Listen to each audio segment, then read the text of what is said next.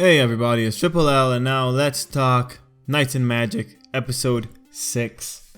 So this week's episode of Knights and Magic, it starts off with a new premise. We're going into an arc that seems to be dealing with the other faction in the military, the research lab, the Silhouette Knight research lab. I don't remember their title exactly. But as I was watching that premising sequence, we got the old man and we found out about the younger guy. And I'm just thinking, okay, they're revealing new characters. We are clearly in a new volume. So it's actually pretty funny how you can notice the vestiges or just the style from the novels pops in to the anime. You can tell that we're pretty much in a new volume, a new arc. Whenever they're introducing new characters like this, it's very easy to tell. It was ultimately what I was just thinking as I was watching that. But yeah, Knights of Magic episode 6. And apologies if my words slur a little bit. I have a bit of an injury in my mouth and it's making things a little bit more awkward for me than it should be. Anyway, I'm looking at this episode and I'm thinking it's pretty exciting because we're now into the part where we're seeing Ernesti's vision kind of get closer. We're seeing the monster of a mech that we see in the opening. Ernesti's now having those little dreams where he's has all the model kit boxes, and it's just it's kind of adorable that he's so impassioned by it. And so we're starting to see the glimpses of the giant mech, and throughout the whole episode we're also spending time building a bunch of new mechs and building a bunch of new systems. So overall, in terms of the mech building, it's pretty cool. But when you look at the structure of the episode, you can notice that the pacing's ramped up a little bit. The pacing ramped up, and you can tell that this is happening when the narrator starts saying something. In this episode, we find out that a year has passed, and that the kids, they look slightly taller, but I don't know if that's just me thinking that they're taller because I know that a year has passed. But the kids are now riding in Silhouette Knight, so I assume that they actually did grow a little bit.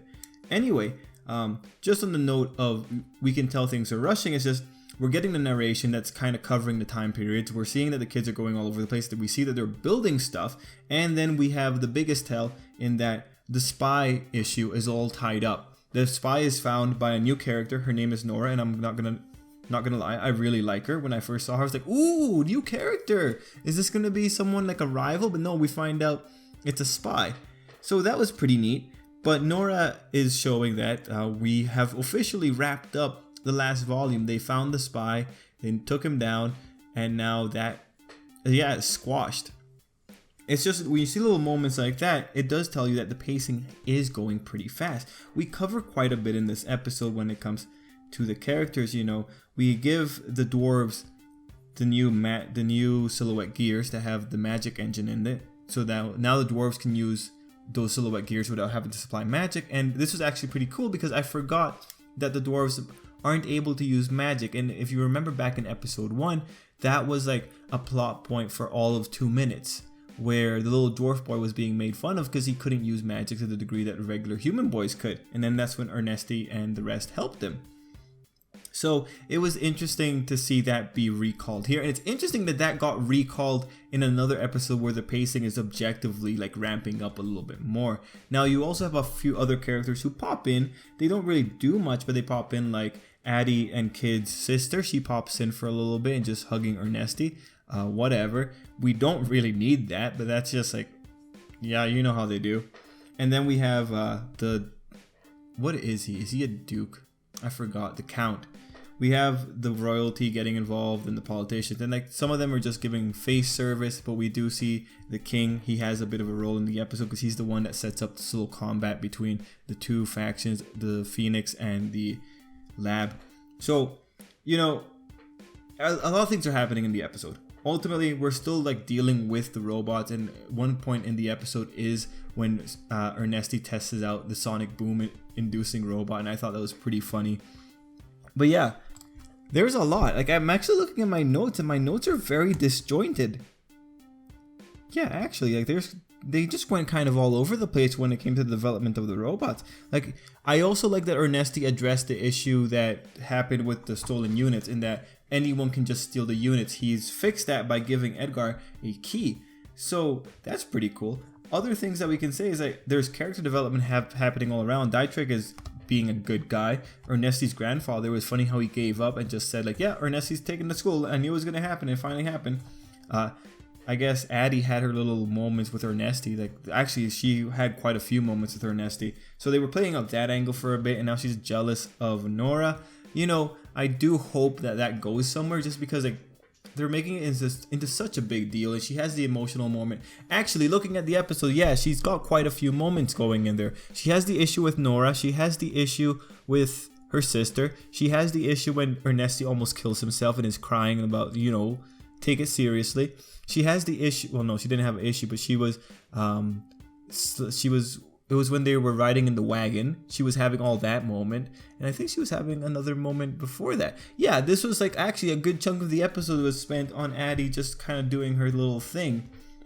Hopefully that goes somewhere and we just get it done with, because this is just kind of ridiculous at this point. Oh yeah, how could I forget? We also had the bathing scene, which was again reaffirming Addie seeing Ernesti as Ernesti. Yeah, this episode was focusing on it quite a bit. Now here's the problem with it. Like, yeah, let's talk about that. You know, we have in the background the robots being made, and then you have this little girl, and we have her feelings and whatnot. Except that this has been the same kind of status quo that we've had for the last 5 episodes. So ideally, she'll say something about it and make something serious out of it, because otherwise we're just going to keep seeing her blushing and getting possessive over Ernesti while Ernesti's busy with his robots. It's going to get kind of old. Like, actually thinking about it, like, she was there pretty often. She was there for a long time. Huh. That's just interesting now that I think about it. Anyway, aside from all the characters and stuff, we do ultimately end off with seeing the new suits. And I'm pretty excited. I like the one that looks like a centaur. That was pretty cool. I hope that one gets to fight. And it was also neat to see Kid and Addie's new robot. We see that one in the ending. So seeing it here, it looks pretty awesome. And you know that it has a new system that Ernesti made. I'm excited to see what's going to happen. When the Research Institute came into the scene, I was just thinking like, Ernesti's going to beat you. He's going to come up with a whole new way, because what they ended up doing was taking Ernesti's model and then making it more efficient, pretty much improving upon the model. Now this is actually something that occurs naturally in engineering. This is something that occurs naturally in technological development. A lot of times you will have just refinement upon a technology. You won't have a paradigm shift. Paradigm shifts are much harder to produce in technology. It's like the kind of thing that you have to strike a perfect balance between research and serendipity to produce a paradigm shift. Ernesti produces paradigm shifts. Ernesti produces paradigm shifts because this kid's coming in with this exterior knowledge, and it's unfortunate because, as we see with the old man from the Research Institute at the beginning of the episode, he's already getting pretty sour about Ernesti being this much better than his group.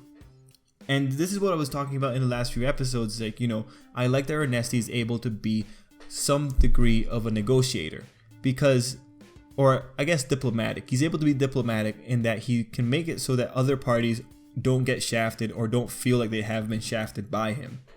It's unfortunate Ernesti didn't meet this old man, because I'm sure if he had, Ernesti would have just been like, yeah, man, do whatever you, I'm just going to do whatever I want. I don't really want to go down in history. You can take my models. That's pretty much Ernesti. He just wants to ride a robot. He doesn't care about going into history. So seeing that old man, it was just funny. I found it funny because this is the exact problem that I was hoping that we wouldn't have to run into. But this guy doesn't seem that competent. Yeah, he's a guy of prestige, but I think it'll be cool in the end of the day. Ernesti made new suits. They're probably going to be awesome. They're probably going to wipe the floor with the ones that the guy has made. But the guy is saying that their group, the research lab, has made it more efficient. And we know that the efficiency is a problem that Ernesti's designs have. Anyway, guys, apologies. Like, I feel the video is a bit more disjointed today, but kind of running on fumes here. Thanks for watching, though. Let's end it there. Let me know what you thought of this episode down below if you have any thoughts. And yeah, till next time, I hope you have a great day.